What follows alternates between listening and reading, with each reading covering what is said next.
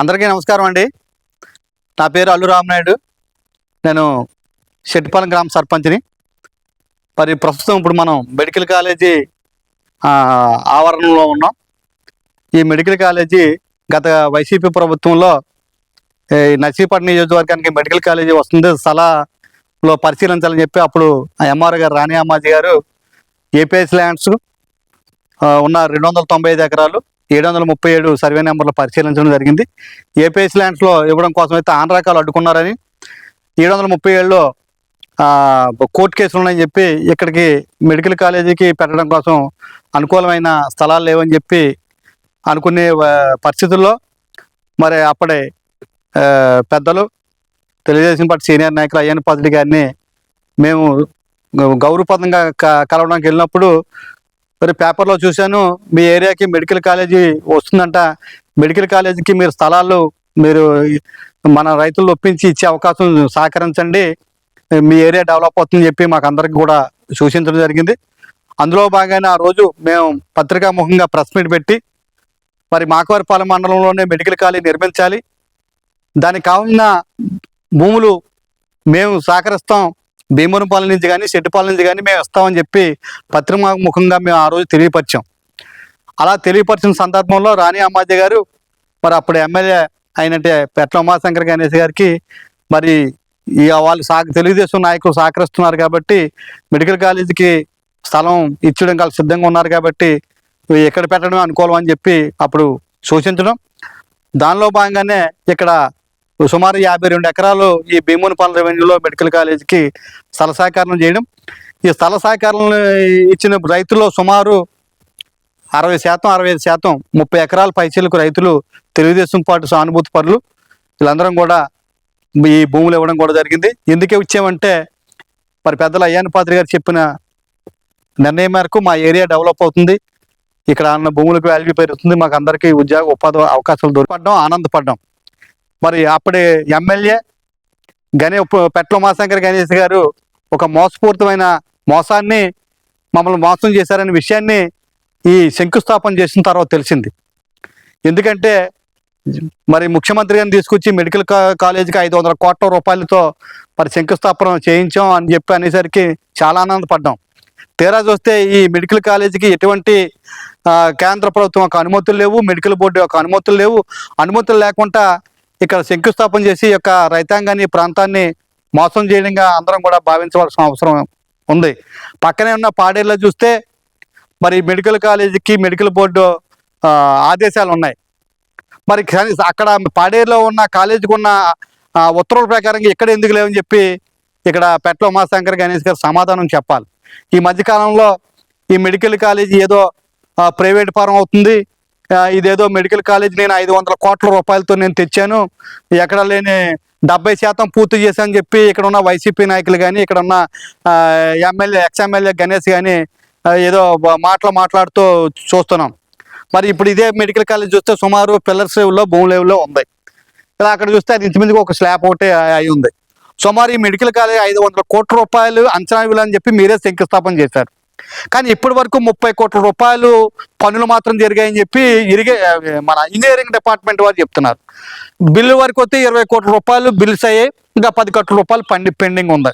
అంటే 30 కోట్ల రూపాయలతో మీరు పనులు చేసిన దానికి 500 కోట్ల రూపాయలు పని చేసామనే విధంగా మేము 70% పూర్తి చేసామని చెప్పి ఒక ఫేక్ ప్రచారం చేస్తున్న ఒక ఫేక్ నాయకులుగా మీరు మిగిలిపోతున్నారు తప్ప వాస్తవాలని ప్రజలకు చెప్పే విధానంలో మీరు లేరని చెప్పే సందర్భంగా అర్థమవుతుంది.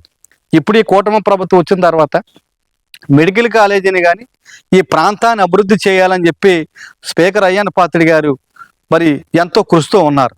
అందులో భాగంగానే మీరు ఏదైతే జీవో లేకుండా మెడికల్ కాలేజీలు అనే మోసంతో శంకుస్థాపన చేశారో వాటన్నిటికీ పునర్జీవనం పోయాలనే ఉద్దేశంతో మరి మొన్న క్యాబినెట్లో చంద్రబాబు నాయుడు గారి నాయకత్వంలో పీపీపీ విధానాన్ని తీసుకొచ్చారు. పీపీపీ విధానంలో ఏదో ప్రైవేట్ పరం చేసేయడమో లేకపోతే పేదలకి సీట్లు రాకపోవడం కాదు, పీపీపీ విధానం ముందనేది మీరు తెలుసుకొని మాట్లాడితే బాగుంటుందని చెప్పి ఇక్కడ ఎక్స్ఎమ్మెల్యే గారికి మేము సూచిస్తున్నాం.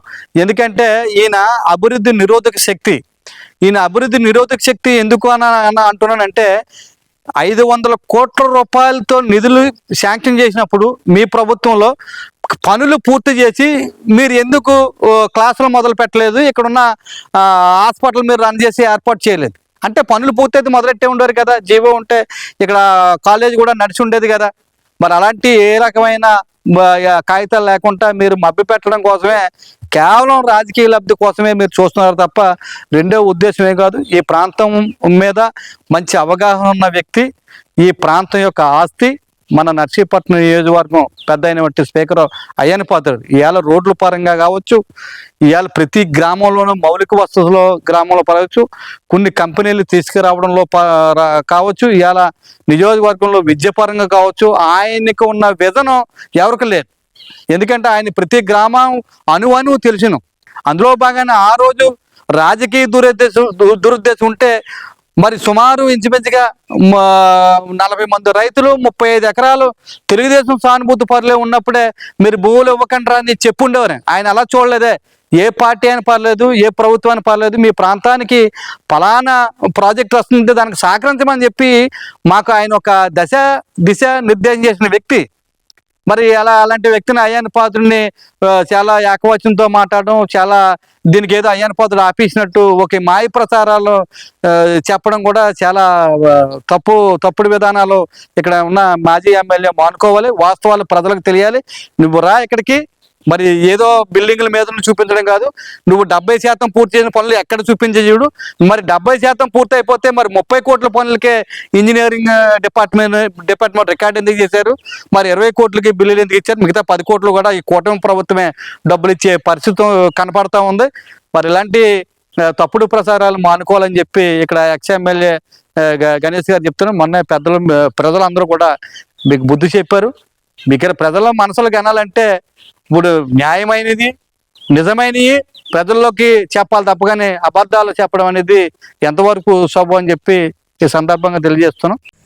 మెడికల్ కాలేజీ ఇక్కడే నిర్మించాలి, ఏదైతే కస్తూర్బా స్కూల్ పక్కనే నిర్వహించాలి, ఇక్కడ మేము భూములు అందరం కూడా ఇస్తామని చెప్పి ఈ భూములు ఇవ్వడం కోసం సహకరిస్తామని చెప్పి ఇక్కడ ఉన్న స్థానిక సర్పంచ్ రుత్తల నందకిషోర్ పాత్ర, సెట్పాల్ సర్పంచ్గా నేను కూడా ఆ రోజు ఎంఆర్ గారికి రాతపూర్వకంగా ప్రెస్ మూలకంగా కూడా తెలియజేసినప్పుడు అప్పుడు వైసీపీ ప్రభుత్వంలో ఉంటున్న రాజపల్లి గ్రామ కాపురస్తులు రుత్తల వెంకటేశ్వరరావు అనే జమీందారు ఇక్కడ భూములు ఇవ్వద్దని చెప్పి స్థానిక ఎమ్మెల్యే అవ్వచ్చు, లేకపోతే పై నాయకులు ఒత్తిడి అవ్వచ్చు, ఈ గండిపేట ఉన్న కొంతమంది రైతులతో మాట్లాడి మీరు భూములు అయ్యి ఇక్కడ మీ ప్రెసిడెంట్ ఇద్దరు అల్లునాయుడు కలిపి ఇక్కడ భూములు ఇస్తామని చెప్పి వాళ్ళ తెలుగుదేశం రైతులతో కలిపి ఎంఆర్ గారికి చెప్పడం జరిగింది. ఇక్కడ మీరు భూములు అయ్యి ఇవ్వమని చెప్పి చెప్పండి, ఒకవేళ లేదంటే న్యాయ పోరాటం చేస్తామని చెప్పి కోర్టుకి మీ తరపున నేను వేస్తాను కూడా వాళ్ళతో రైతులతో మాట్లాడిన విషయాన్ని కూడా ఒకసారి అర్థం చేసుకోమని చెప్పడుతుంది. ఇదంతా కూడా అడిగారంటే ఆ రోజు ఎమ్మెల్యే గారు ప్రోద్బలం లేకుండా ఇక్కడ జమీందారు అనే వ్యక్తి వచ్చి అక్కడ ఉన్న వైసీపీతో నాయకులతో మాట్లాడతారా అంటే ఎవరు మెడికల్ కాలేజీకి అనుకోను, ఎవరు మెడికల్ కాలేజీకి వ్యతిరేకం నువ్వు తెలుసుకోవాలి. ఇంకా ఎందుకంటే ఇక్కడ ప్రజలు నేను మర్చిపోయారు కాబట్టి నువ్వు ఉనుకుని చాటుకుంటున్నావు తప్ప రెండోది ఏం కాదు. మరి ఇవాళ మెడికల్ కాలేజీ కోసం అవాస్తవాలు చెప్తే ప్రజలే బుద్ధి చెప్పే రోజులు మరింత దగ్గర ఉన్నాయని చెప్పి సందర్భంగా తెలియజేస్తాను.